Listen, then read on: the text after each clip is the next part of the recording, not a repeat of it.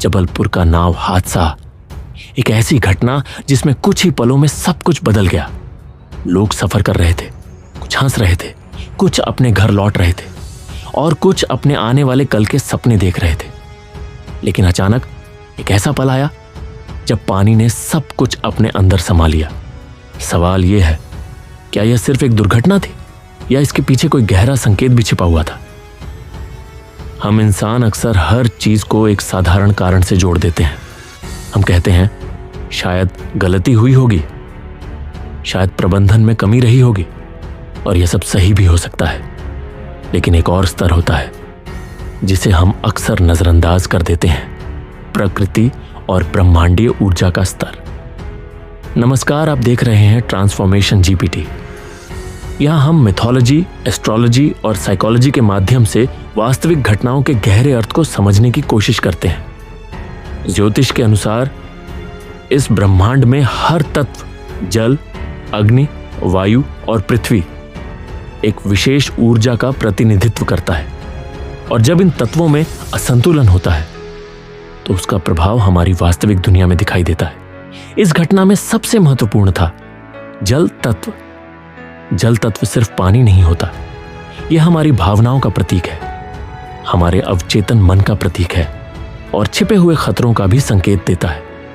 जब जल शांत होता है तो जीवन सहज रूप से चलता है, लेकिन जब जल असंतुलित होता है तो वह उन चीजों को सतह पर ले आता है जो सामान्यतः छिपी रहती है।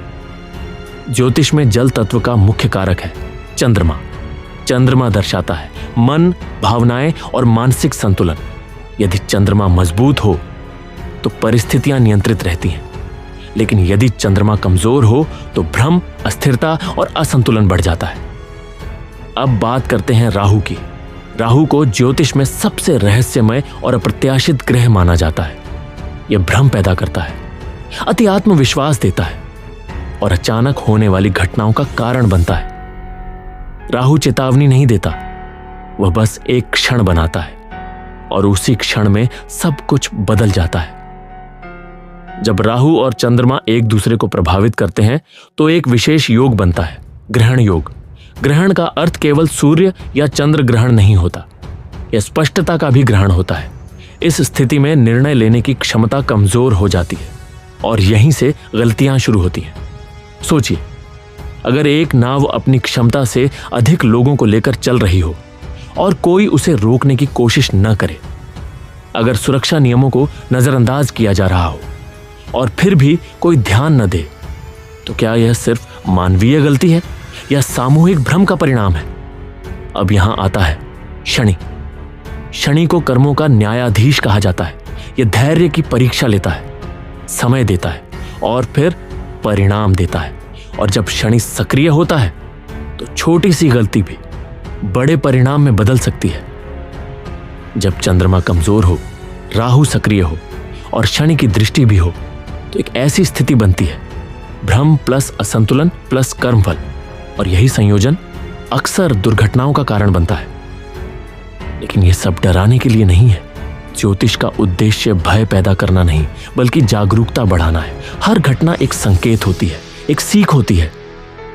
प्रकृति हमेशा संतुलन बनाए रखने की कोशिश करती है।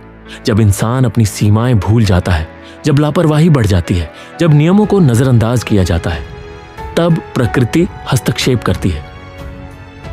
इसलिए हमारे प्राचीन ग्रंथ कहते हैं, प्रकृति के साथ चलो, उसके विरुद्ध नहीं। क्योंकि प्रकृति केवल बाहर नहीं है, वह हमारे अंदर भी मौजूद है। जबलपुर का यह हादसा सिर्फ एक खबर नहीं है, यह एक संकेत है कि हर निर्णय, हर क्षण एक अदृश्य ऊर्जा से प्रभावित होता है। समय के संकेत को समझना ही सच्चा ज्ञान है।